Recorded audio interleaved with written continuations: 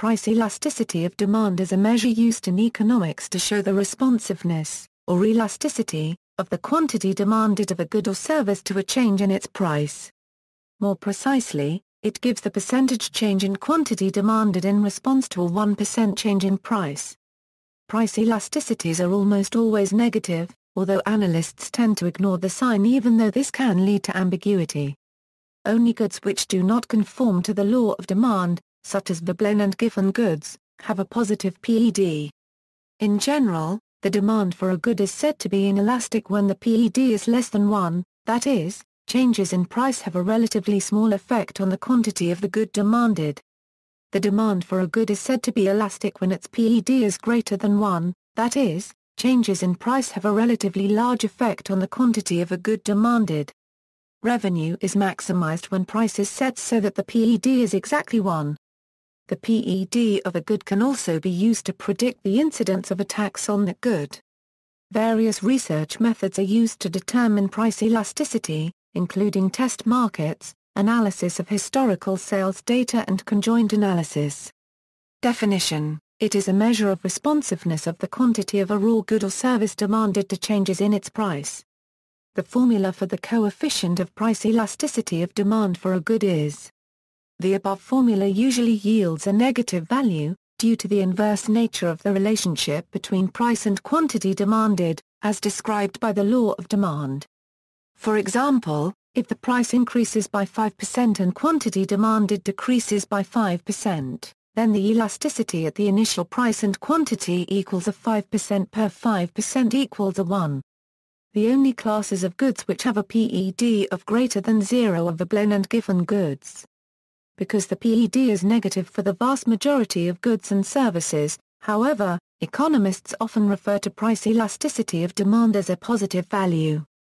This measure of elasticity is sometimes referred to as the own price elasticity of demand for a good, that is, the elasticity of demand with respect to the good's own price, in order to distinguish it from the elasticity of demand for that good with respect to the change in the price of some other good, that is, a complementary or substitute good.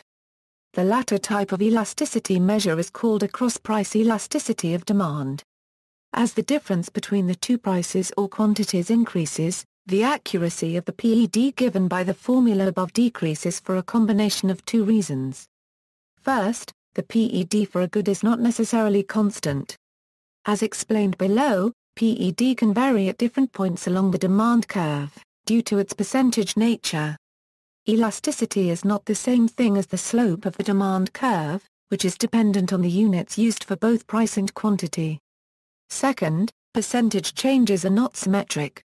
Instead, the percentage change between any two values depends on which one is chosen as the starting value and which is the ending value.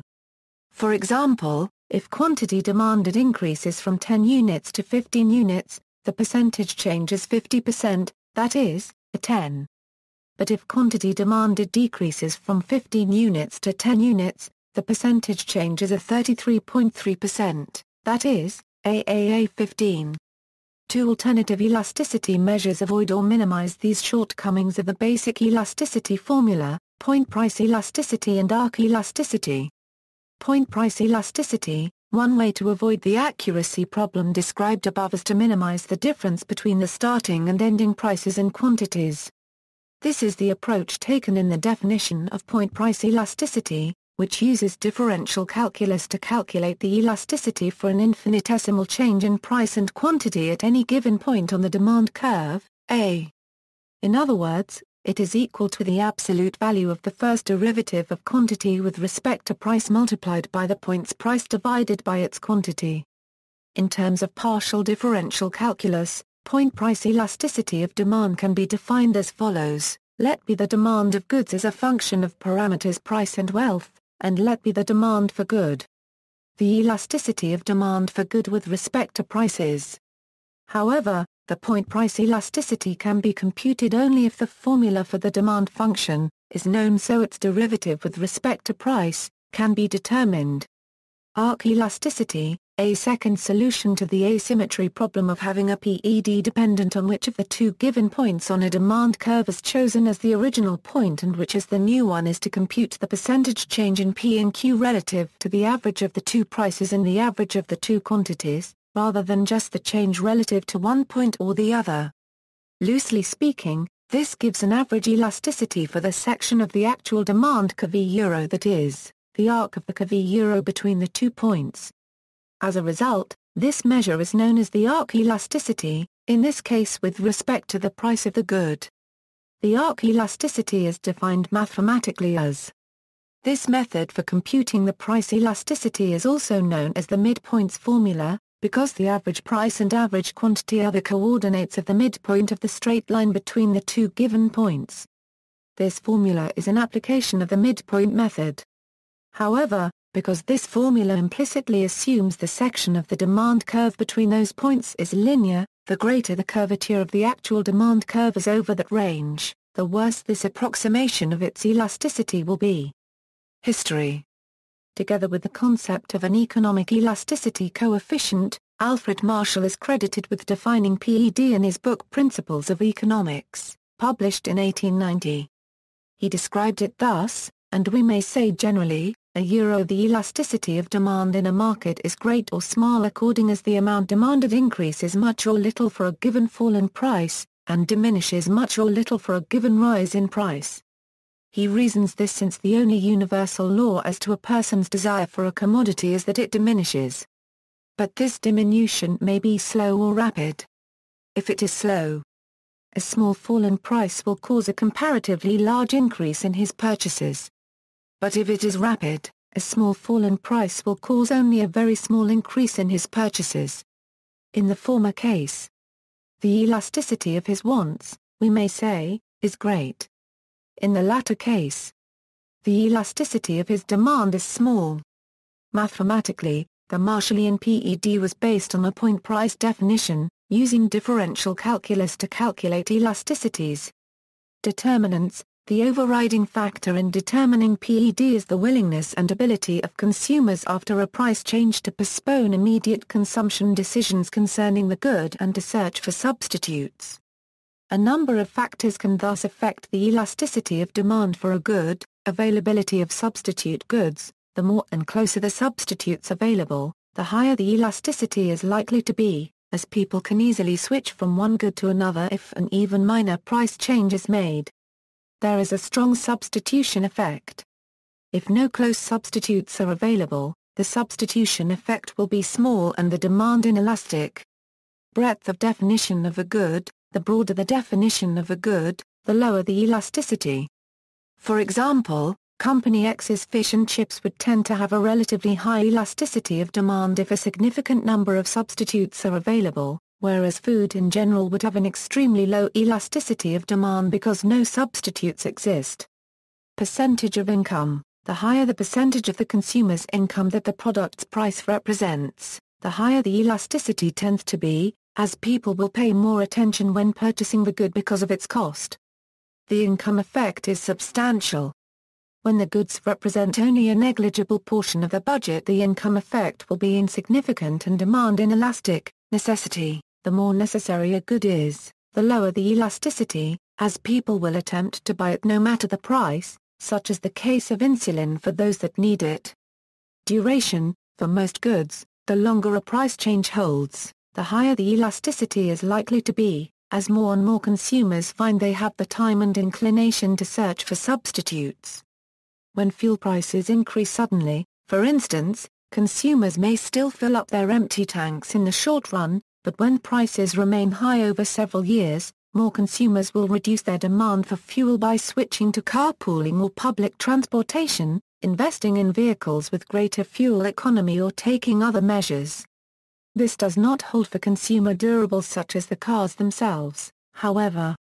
Eventually, it may become necessary for consumers to replace their present cars, so one would expect demand to be less elastic. Brand loyalty. An attachment to a certain brand either out of tradition or because of proprietary barriers can override sensitivity to price changes, resulting in more inelastic demand.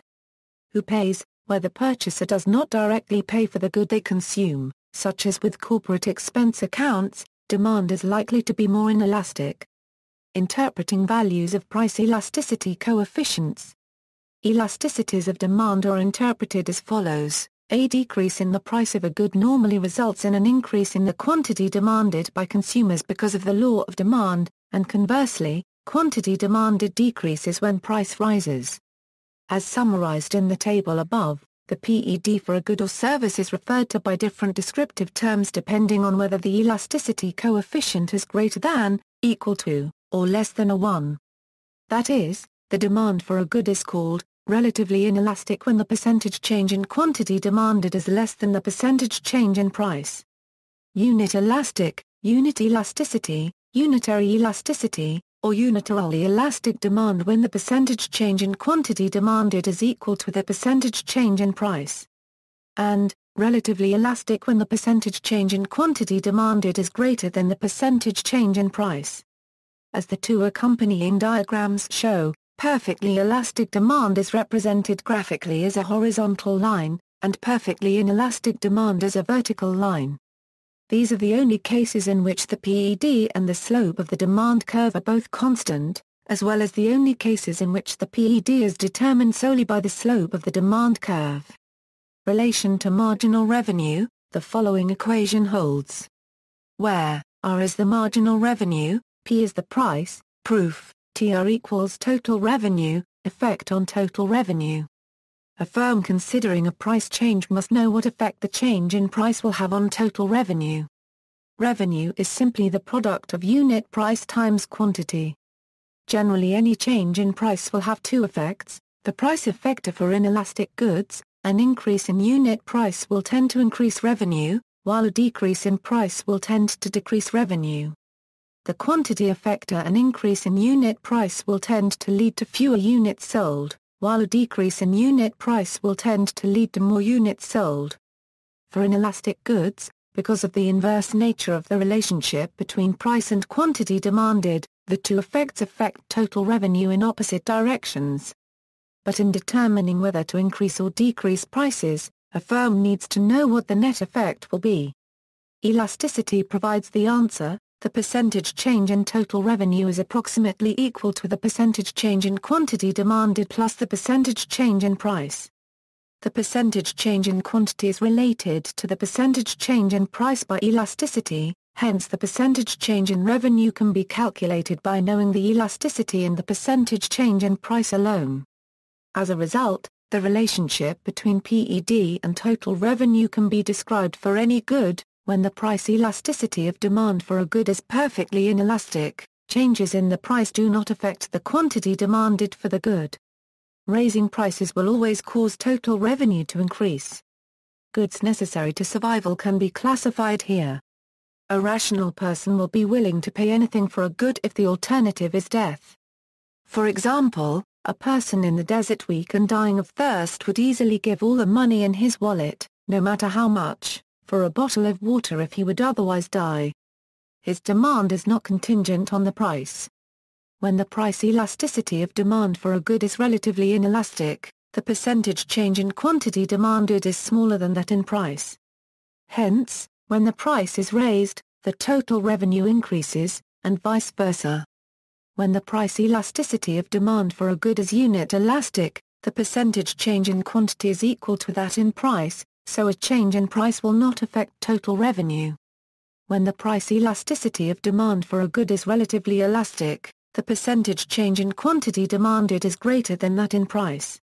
Hence, when the price is raised, the total revenue falls, and vice versa. When the price elasticity of demand for a good is perfectly elastic, any increase in the price, no matter how small, will cause demand for the good to drop to zero. Hence, when the price is raised, the total revenue falls to zero. This situation is typical for goods that have their value defined by law. If a $5 bill were sold for anything more than $5, nobody would buy it, so demand is zero.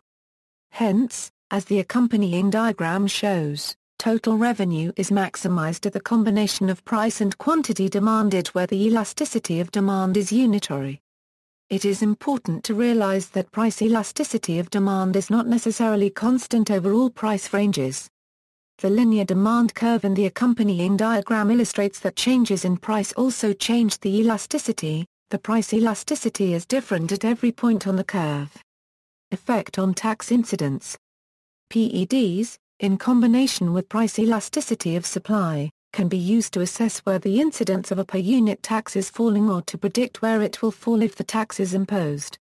For example, when demand is perfectly inelastic, by definition consumers have no alternative to purchasing the good or service if the price increases, so the quantity demanded would remain constant. Hence, suppliers can increase the price by the full amount of the tax, and the consumer would end up paying the entirety. In the opposite case, when demand is perfectly elastic, by definition consumers have an infinite ability to switch to alternatives if the price increases, so they would stop buying the good or service in question completely. Euro quantity demanded would fall to zero. As a result, firms cannot pass on any part of the tax by raising prices, so they would be forced to pay all of it themselves. In practice, demand is likely to be only relatively elastic or relatively inelastic, that is, somewhere between the extreme cases of perfect elasticity or inelasticity. More generally, then, the higher the elasticity of demand compared to PES, the heavier the burden on producers.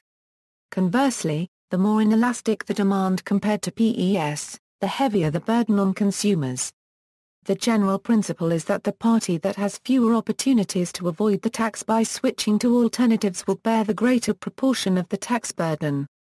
In the end, the whole tax burden is carried by individual households since they are the ultimate owners of the means of production that the firm utilizes.